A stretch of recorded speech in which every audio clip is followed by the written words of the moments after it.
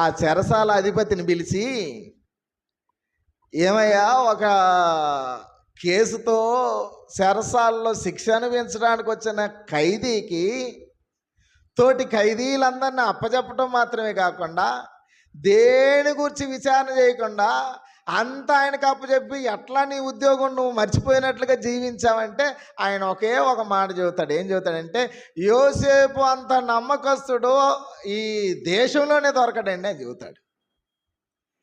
జైల్లో కాదు కదా, ఈ దేశంలోనే అంత నమ్మకస్తుడు దొరకనండి. నేను అతన్ని అంతగా పరీక్షించాను.